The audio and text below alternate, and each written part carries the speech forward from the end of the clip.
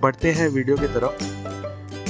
सबसे पहले हम बात करते हैं AIIMS and object adaptive physical education की। तो सबसे पहले तो जानते हैं हम एडेप्टिव फिजिकल एजुकेशन होता क्या है। तो अगर मैं बात करूं एडेप्टिव फिजिकल एजुकेशन की, the education which has been adapted और change so that it may be appropriate for the differently abled person as it is for a person without disabilities।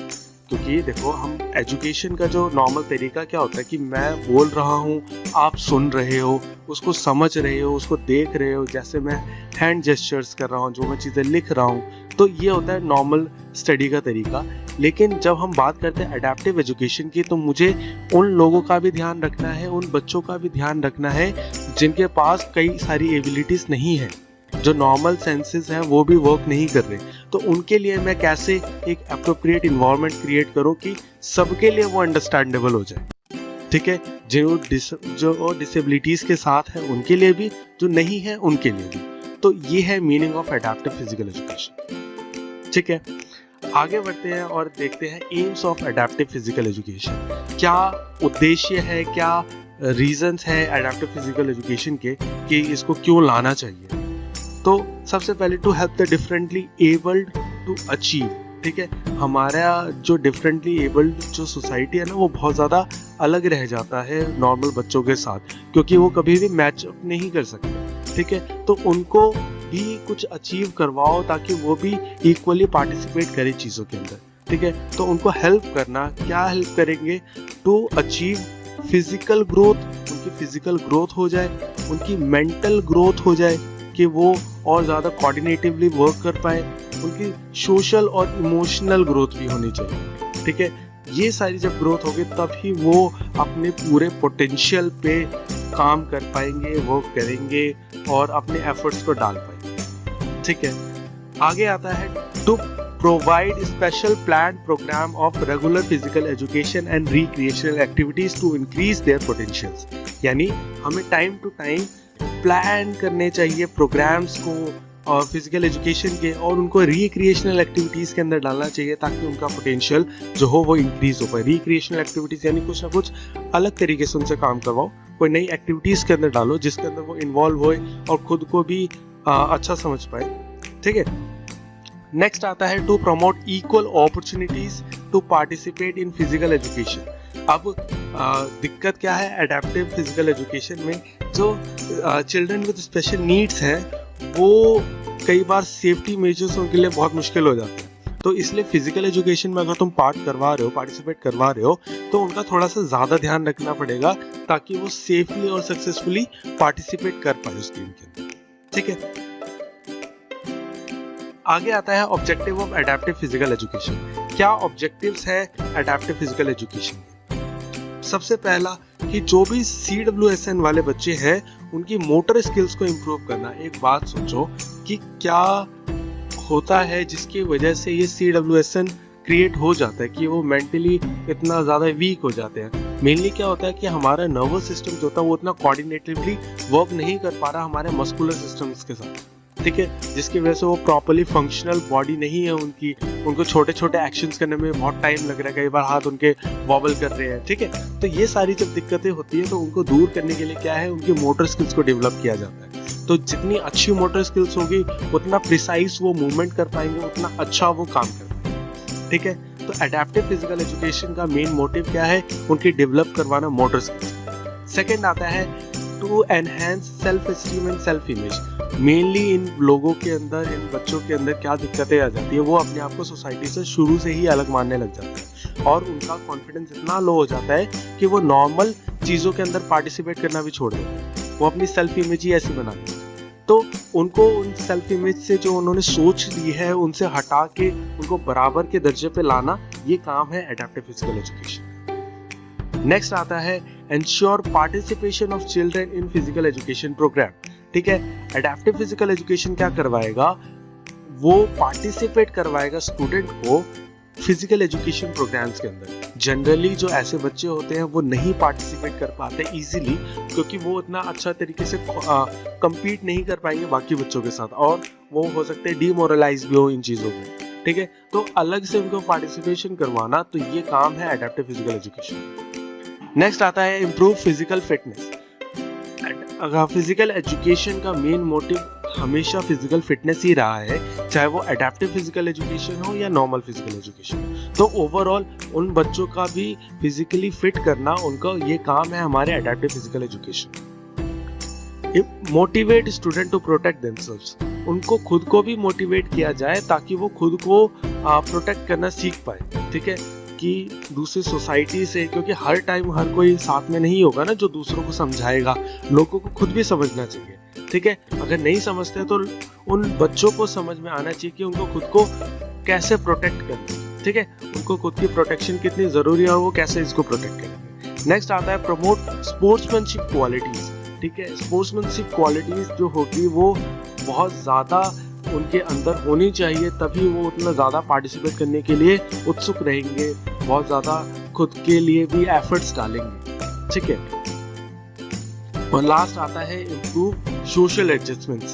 Social adjustment जो होता है उनके लिए बहुत मुश्किल है, क्योंकि उनका अंडरस्टैंडेबिलिटी बहुत ज़्यादा लो हो जाता है, उनके मेंटल कैपेबिलिटीज इतनी नहीं है, तो उनका सोसाइटी के साथ एडजस्टमेंट जो होता है वो बहुत मुश्किल हो जाता है, जो उनको बहुत प्रॉब्लम करता है काफ़ी चीज़ों के अंदर। तो उनको कैसे वो सोशली एडजस्ट होंगे, ये काम है हमारे एडेप्टिव फिजिकल एजुकेशन का, कि उनके अंदर ये सारी क्वालिटीज़ को डेवलप करो ताकि वो सोशल एडजस्टमेंट्स के थ्रू भी सोशल एडजस्टमेंट भी कर पाए, ठीक है।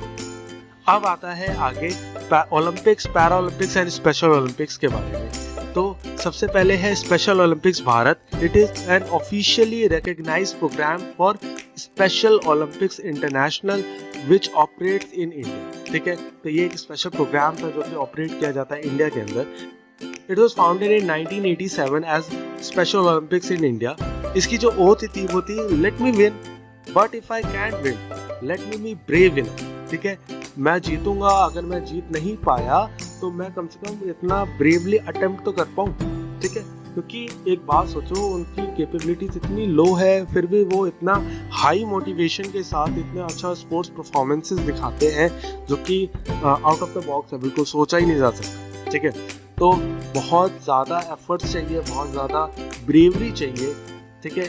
तो स्पेशल ओलंपिक भारत जो था वो प्रमोट करता था इन सारी चीज़ों, ठीक है। नेक्स्ट आता है पैरालंपिक्स। पैरालंपिक्स क्या है? A series of international contest for athletes with disability. जितने भी एथलीट जो हैं जो कि डिसेबल है उनके लिए एक इंटरनेशनल कंपटीशन कराया जाता था जो कि पैरेलल चलाया जाता था समर एंड विंटर ओलंपिक्स, ठीक है। जैसे नॉर्मल ओलंपिक्स होते थे वैसे ही होते थे पैरालंपिक्स भी। ये जो था फर्स्ट जो पहली बार हेल्ड हुआ वो हुआ 1960 के अंदर रोम के अंदर।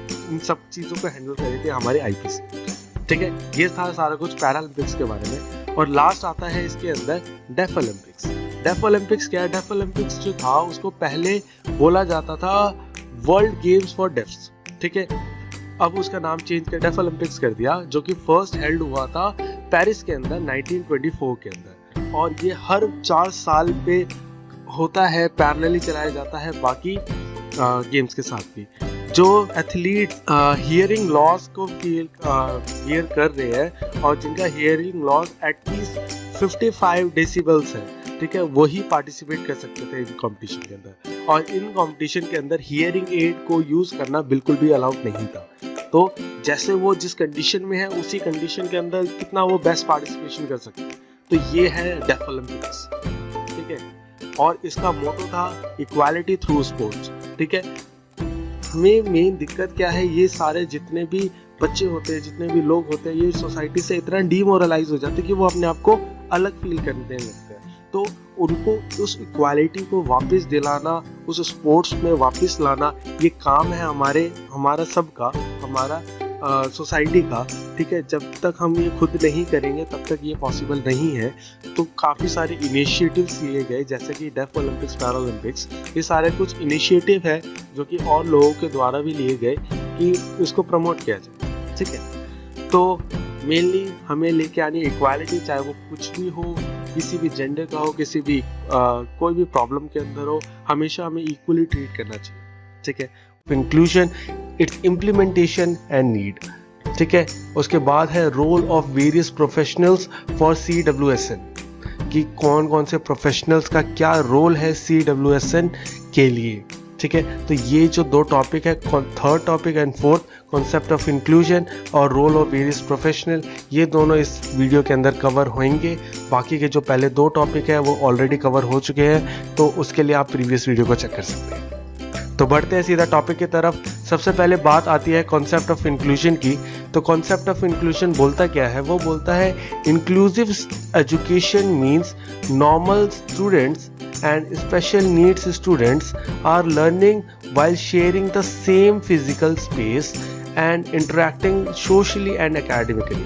ठीक है, इसका अगर मतलब समझा जाए तो वो ये है कि जो बच्चे हैं स्पेशल नीड्स वाले और जो नॉर्मल स्टूडेंट्स हैं, ठीक है, वो कुछ ऐसा किया जाए, कोई ऐसा तरीका निकाला जाए कि दोनों जो स्पेशल नीड्स के बच्चे और जो नॉर्मल बच्चे हैं वो दोनों सेम स्पेस में ही पढ़ पाए, यानी एक सेम क्लासरूम के अंदर दोनों अपनी एजुकेशन को ले पाए विदाउट एनी डिफ़िकल्टी।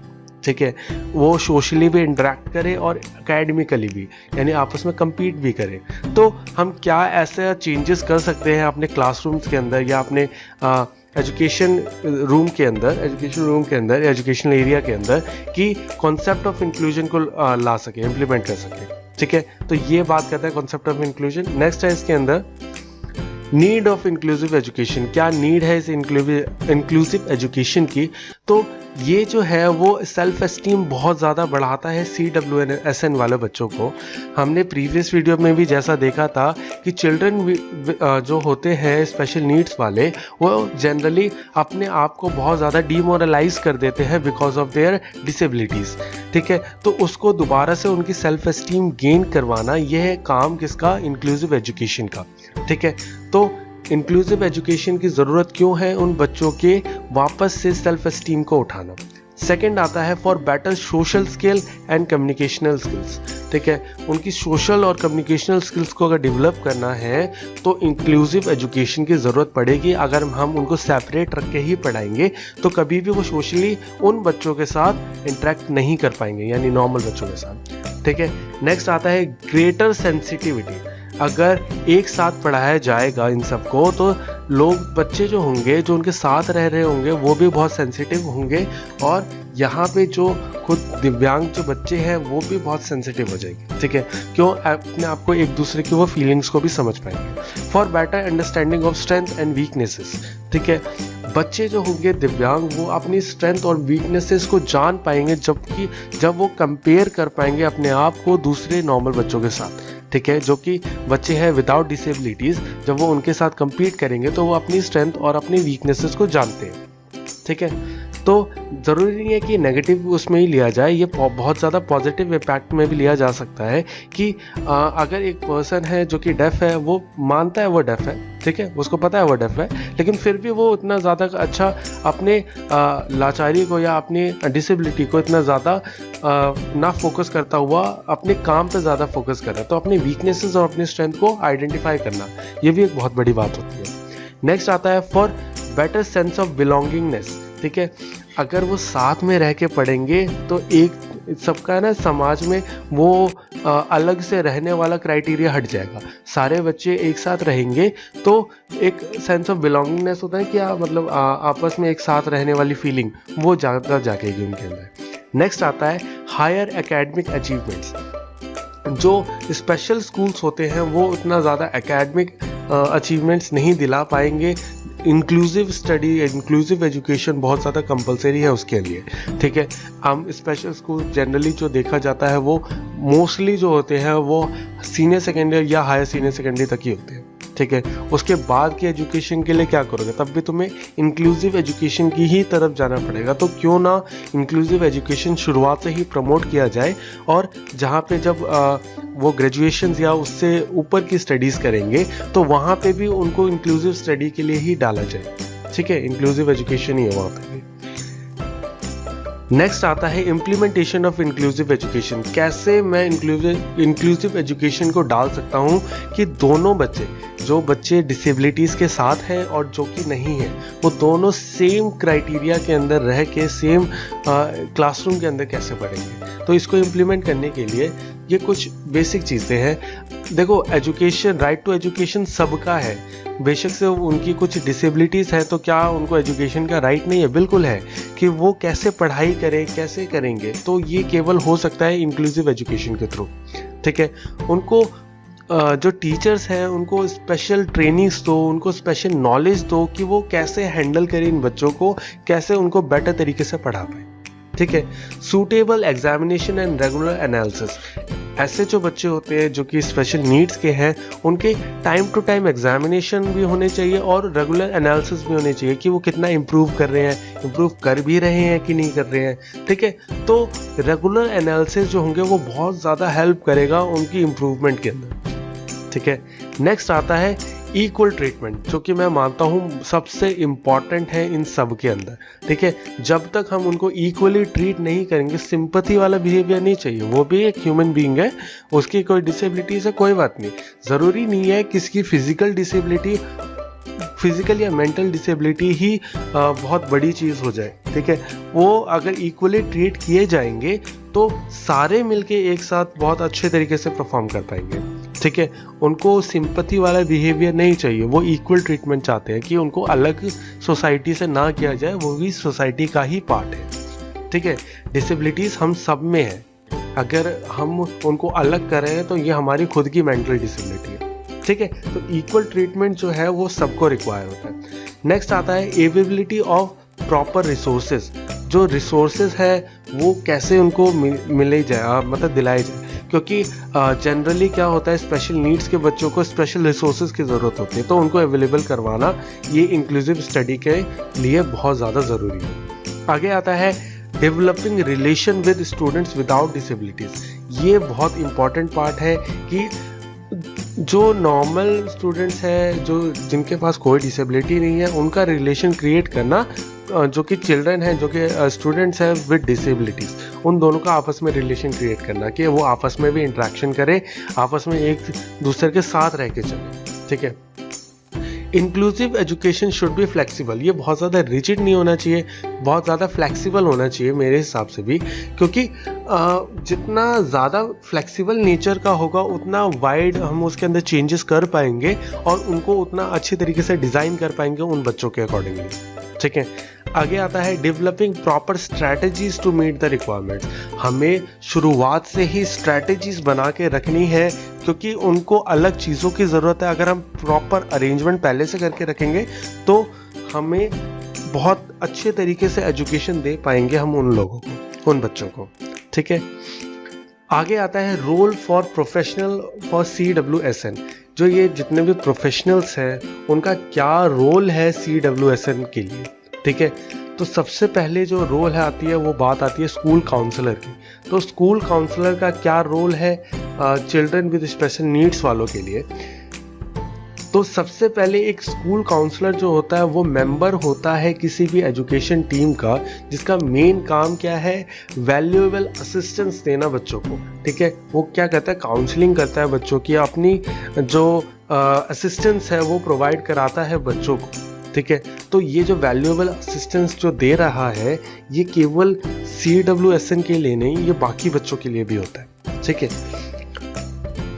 ये जो है बहुत ज़्यादा हेल्प करता है CWSN को किस वेज के अंदर? सबसे पहले उनके एकेडमिक अचीवमेंट्स के लिए। ठीक है, उनको एकेडमिक गोल जो है उनको अचीव करवाने के लिए। ठीक है, ये टाइम टू टाइम उनको प्रमोट करेगा, उनको क्या कहते हैं, मोरलाइज करवाएगा। ठीक है, उनको मोटिवेशन जगवाएगा उनके अंदर का, ताकि वो अच्छे से अच्छा परफॉर्म कर पाए अपने एकेडमीज। ठीक है, नेक्स्ट आता है सोशल गोल्स। उनकी सोशल रिक्वायरमेंट जो है, सोशल गोल्स है, उनको पूरा करने में हेल्प करवाए। पर्सनल गोल्स को उनके हेल्प करवाए, उनके करियर डेवलपमेंट के बारे में, क्योंकि जनरली ये बहुत ज़्यादा CWSN वाले जिनको भी स्पेशल नीड्स की ज़रूरत होती है वो बहुत ज़्यादा पीछे रह जाता है सोसाइटी में। अगर उनका प्रॉपर एक करियर डेवलपमेंट करवाया जाएगा तो वो कितना अच्छे तरीके से परफॉर्म कर सकते हैं। ठीक है, नेक्स्ट आता है इसी के अंदर स्कूल काउंसलर का ही काम है, वो टीचर्स को भी असिस्टेंस देते हैं अपनी स्ट्रैटेजीज बनाने के लिए, कि वो किस तरीके से स्ट्रैटेजीज बनाएं जो कि हेल्प करे इन बच्चों को। ठीक है, और he also carries out developmental programs. वो काफ़ी सारे डेवलपमेंटल प्रोग्राम्स को लेके आते हैं, जैसे कि सबसे पहला स्ट्रेस मैनेजमेंट। जो जनरली CWSN होते हैं वो सोसाइटी के स्ट्रेस से बहुत ज़्यादा स्ट्रेसफुल रहते हैं, तो उनका स्ट्रेस मैनेजमेंट कैसे करवाया जाए।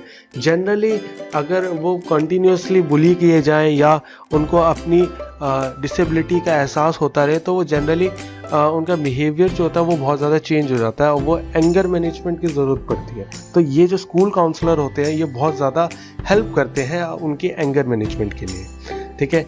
नेक्स्ट आता है कॉन्फ्लिक्ट मैनेजमेंट। जितने भी कॉन्फ्लिक्ट्स हैं उनका दूसरे बच्चों के साथ या उनका आपस में भी, ठीक है, उनका खुद के साथ भी जो कॉन्फ्लिक्ट है तो वो काउंसलिंग के थ्रू दूर हो सकता है, जिसमें स्कूल काउंसलर का बहुत इंपॉर्टेंट रोल है, ठीक है। और सबसे इम्पॉर्टेंट बात क्या है, उनका पॉजिटिव थिंकिंग, कि अपने आप को सोसाइटी से अलग ना करते हुए वो अपने अंदर क्या पॉजिटिव थिंकिंग ला सकते हैं, वो काम है हमारे काउंसलर का, ठीक है, कि उनके अंदर एक पॉजिटिविटी जगाए कि वो भी अपने आप को पॉजिटिव समझे, ठीक है, उनके अंदर भी पॉजिटिव वाइब्स है उनके अंदर, ठीक है। तो ये था स्कूल काउंसलर का रोल। अब आते हैं, आगे बढ़ते हैं। ये स्कूल काउंसलर जब ये सारे रोल्स को फुलफिल करेगा, जिसकी वजह से क्या होगी, वो बच्चे जो होंगे वो फुल पोटेंशियल में काम कर पाएंगे, अपना उनका कॉन्फिडेंस गेन रहेगा और वो भी प्रोडक्टिव हो पाएंगे सोसाइटी के लिए, ठीक है। तो स्कूल काउंसिल के रोल्स इतने ही थे। अब आता है फिजियोथेरेपिस्ट। फिजियोथेरेपिस्ट का क्या रोल है CWSN के लिए। अब फिजियोथेरेपिस्ट जो होता है वो मेनली उसका काम है मोटर स्किल्स का डेवलप करवाना और मोबिलिटी का डेवलप करना, ठीक है। मेनली जो फिजियोथेरेपिस्ट काम करता है वो इन दो चीज़ों पे करता है CWSN के लिए, ठीक है। उसका रोल क्या है, to manage persons with movement disorder. जिनको भी मूवमेंट डिसऑर्डर है या उसके रिगार्डिंग कोई डिसेबिलिटी है, तो उनको कैसे इम्प्रूव करवाया जा सकता है, उनको कैसे इम्प्रूव करवाया जा सकता है कि उनकी जो मूवमेंट डिसेबिलिटी है, जैसे कई लोग होते हैं जो प्रॉपरली चल नहीं पाते, तो फिजियोथेरेपिस्ट जो होते हैं वो बहुत इंपॉर्टेंट रोल निभाते हैं इसके अंदर कि किन मसल्स के वीक होने की वजह से वो ऐसा नहीं कर पा रहे, तो क्या दूसरी मसल उनको इतना ज़्यादा अच्छा सपोर्ट दे के वो प्रॉपर फॉर्म के अंदर वर्क करवा सकते हैं, ठीक है। तो ये काम है सारा कुछ फिजियोथेरेपिस्ट का। जो मेन एम है फिजियोथेरेपिस्ट का वो क्या है, फर्स्ट है concentrates on the problem that affects muscle, bone and circulation, ठीक है। तो वो सारे प्रॉब्लम्स को आइडेंटिफाई करना सबसे मेन काम है फिजियोथेरेपिस्ट का, कि वो सारे प्रॉब्लम्स को समझ पाए कि कौन सी मसल्स ऐसी है जो अफेक्टेड है, ठीक है, कौन से बोन्स ऐसे हैं, क्या उनका सर्कुलेशन सिस्टम में तो कोई दिक्कत नहीं है। तो ये सारे काम समझने हैं हमारे फिजियोथेरेपिस्ट को। Evaluation of movement and function, ठीक है, उनकी मूवमेंट, उनके फंक्शन को इवैल्यूएट करते रहना कि कितना इम्प्रूव हुआ कि नहीं हुआ। पहले उनके प्रॉब्लम्स को समझो, फिर उनका टाइम टू टाइम इवैल्यूएशन करो, ठीक है। फिजियोथेरेपिस्ट का जो और है बाकी एम्स है वो है particular attention to the physical mobility, ठीक है। उनको कितना फिजिकली मोबाइल बना सकते हो उसका मेन ऑब्जेक्टिव है, मेन एम है फिजियोथेरेपिस्ट का।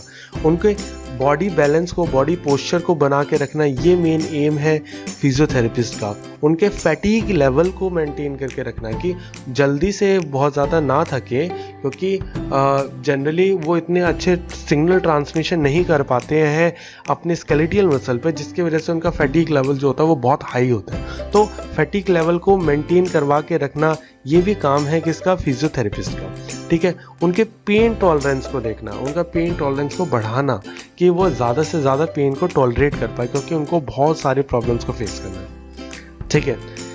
ये थे सारे रोल फिजियोथेरेपिस्ट को जो कि वो निभाता है CWSN के लिए। अब आगे बात आती है ऑक्यूपेशनल थेरेपिस्ट के लिए। ऑक्यूपेशनल थेरेपिस्ट क्या होते हैं, वो थेरेपिस्ट जो कि बच्चों के साथ काम करते हैं फॉर बेसिक नीड्स के लिए, जो कि उनके ना बेसिक परफॉर्मेंस होते हैं, जो कि सेल्फ केयर स्किल्स होती है, जो कि उनकी, जैसे कि ईटिंग, ड्रेसिंग, बाथिंग, ग्रूमिंग, ये ऐसे काम हैं जो कि हम खुद अपने आप अपने लिए करते हैं। तो जो स्पेशल नीड्स के बच्चे हैं वो जनरली ये काम खुद नहीं कर पाते, तो उनको किस तरीके से डेवलप करवाए, उनको कैसे ये हैबिट दिलवाए ताकि वो ये जो बेसिक फंक्शंस है, बेसिक सेल्फ केयर चीज़ें हैं वो खुद कर पाए अपने लिए, ठीक है। ये काम है हमारे ऑक्यूपेशनल थेरेपिस्ट का, और साथ ही साथ वो हेल्प करवाते हैं हमें डेवलप करवाने में हमारे फाइन मोटर स्किल्स।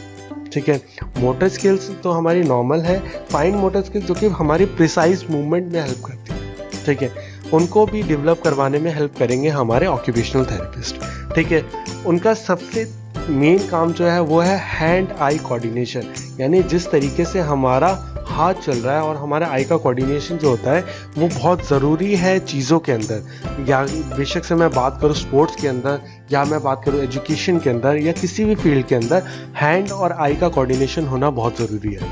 मैं बोल रहा हूँ, या अगर एक पर्सन क्रिकेट खेल रहा है तो उसका आंखों का और हाथ का कोऑर्डिनेशन होगा तभी वो बॉल हिट होगी, वरना वो बॉल हिट नहीं होगी। ठीक है, तो ये कोऑर्डिनेशन कैसे बनाना है, ये काम है हमारे ऑक्यूपेशनल थेरेपिस्ट का। ठीक है, तो ये सारे फंक्शन जो है वो परफॉर्म करता है ऑक्यूपेशनल थेरेपिस्ट CWSN के लिए। आगे बढ़ते हैं और बात आती है फिजिकल एजुकेशन टीचर की। फिजिकल एजुकेशन टीचर जो है वो डिटरमाइन करता है उनकी एबिलिटीज़, कि उनकी क्या एबिलिटीज़ है, जो बच्चे हैं ऐसे, ठीक है, उनको क्या उसकी एबिलिटीज़ को इस तरीके से मैं इम्प्लीमेंट करवाऊँ कि वो स्पोर्ट्स और फिटनेस की तरफ बढ़ सके। ठीक है, ये काम है हमारे फिजिकल एजुकेशन टीचर का। He helps students with special need to improve. Physical education teacher जो होगा वो हेल्प करता है हमारे चिल्ड्रन विद स्पेशल नीड को, ताकि वो अपनी इम्प्रूव कर पाए फिजिकल फिटनेस को। ठीक है, फिजिकल एजुकेशन टीचर जो होता है वो बहुत ज़्यादा ध्यान देता है उनकी फिजिकल फिटनेस की तरफ। सेकंड बात आती है हैंड आई कोऑर्डिनेशन। जैसे कि ऑक्यूपेशनल थेरेपिस्ट करता था, सेम उसी तरीके से फिजिकल एजुकेशन टीचर भी ये काम करते हैं। ठीक है, उसके बाद आती है बारी उनकी फ्लेक्सिबिलिटी की। ठीक है, उनकी फ्लेक्सिबिलिटी को इम्प्रूव करवाना, उस टाइप की एक्सरसाइजेस करवाना, ये भी काम है हमारे फिजिकल एजुकेशन टीचर का। उनकी मस्कुलर स्ट्रेंथ को डेवलप करवाना। ठीक है, कई बार होता है कि वो कुछ वीक मसल्स की वजह से डिसफॉर्मेलिटी में आ जाते हैं, कि उनका फॉर्मेशन जो होगा वो प्रॉपर ना हो, तो वो प्रॉपर मस्कुलर स्ट्रेंथ अगर वो गेन करेंगे पर्टिकुलर मसल्स की, तो वो उनका फॉर्मेशन जो होगा वो दोबारा से ठीक हो सकता है। ठीक है, उनका कार्डियोवास्कुलर एफिशिएंसी को बढ़ाना, ये सारे जो काम है ये है हमारे फिजिकल एजुकेशन टीचर के, जो कि वो निभाते हैं अपना रोल CWSN के लिए। आगे बात आती है स्पीच थेरेपिस्ट की। स्पीच थेरेपिस्ट क्या होता है? Speech therapist in a school provides treatment, support and care for students with special needs who have difficulties in communication. ज़्यादातर बच्चे जो होते हैं जो डिसेबिलिटीज़ के अंदर आ जाते हैं, वो उनका कम्युनिकेशन में अंदर बहुत ज़्यादा प्रॉब्लम आ जाता है। ठीक है, अगर बेशक से मैं बात करूं जिनकी मेंटल कैपेबिलिटीज़ जो है वो उतनी एफिशिएंट नहीं है, तो उनका कम्युनिकेशन स्किल जो होगा वो बहुत ज़्यादा ख़राब होगा। ठीक है, तो उसको कैसे डेवलप करवाए, उनको कैसे ठीक करवाए, ये काम है हमारे स्पीच थेरेपिस्ट का। स्पीच थेरेपिस्ट क्या करता है? वो हेल्प करता है, वो ट्रेनिंग देगा उनको हेल्प करेगा कि वो अपनी इस प्रॉब्लम जो फ्लुएंसी जो डिसऑर्डर है, ठीक है, फ्लुएंसी डिसऑर्डर को दूर करने के लिए ये हेल्प करता है हमारा स्पीच थेरेपिस्ट। जैसे फ्लुएंसी डिसऑर्डर के अंदर मतलब बीच बीच में बोलते बोलते अटक जाना, एक ही बात बार बार बोलते रहना, ठीक है, बहुत ज़्यादा टाइम लेना किसी चीज़ को बोलने में। ठीक है, तो ये सारे जो स्पीच डिसऑर्डर्स होते हैं उनको दूर करने में हेल्प करता है स्पीच थेरेपिस्ट। वो टाइम टू टाइम उनको हेल्प करेगा, ठीक है, उनको ट्रेनिंग करवाएगा ताकि वो इन प्रॉब्लम्स को दूर कर पाए। आगे आती है बात स्पेशल एजुकेटर की, और ये लास्ट पार्ट है इसका। स्पेशल एजुकेटर क्या होते हैं? स्पेशल एजुकेटर जो होते हैं वो प्रोफेशनल्स होते हैं जो कि जिन्होंने ट्रेनिंग ली है, जिन्होंने असेसमेंट्स लिए हैं कि कैसे ट्रीट किया जाए, कैसे हैंडल किया जाए चिल्ड्रन विद स्पेशल नीड्स को। तो एक स्पेशल एजुकेटर जो होगा वो हमेशा असिस्ट करेगा अपने स्टूडेंट्स को, ठीक है, जो कि स्पेशल नीड्स के हैं, उनकी फिजिकल स्किल्स को डेवलप करने में, उनकी लर्निंग्स को देखेगा, उनके कम्युनिकेशन को देखेगा, उनकी सोशल एडजस्टमेंट्स को ठीक करवाएगा, उनके इमोशनल स्किल्स को ठीक करेगा। तो ये सारे रोल जो है ये है हमारे स्पेशल एजुकेटर के। ठीक है, नेक्स्ट आता है his main responsibility is to assess students cognitive abilities, यानी कितना अच्छा वो कॉग्निशन कर पाते हैं। कॉग्निशन जितना अच्छा होगा उतने अच्छे तरीके से वो मूवमेंट कर पाएंगे। ठीक है, ये भी काम है हमारे स्पेशल एजुकेटर।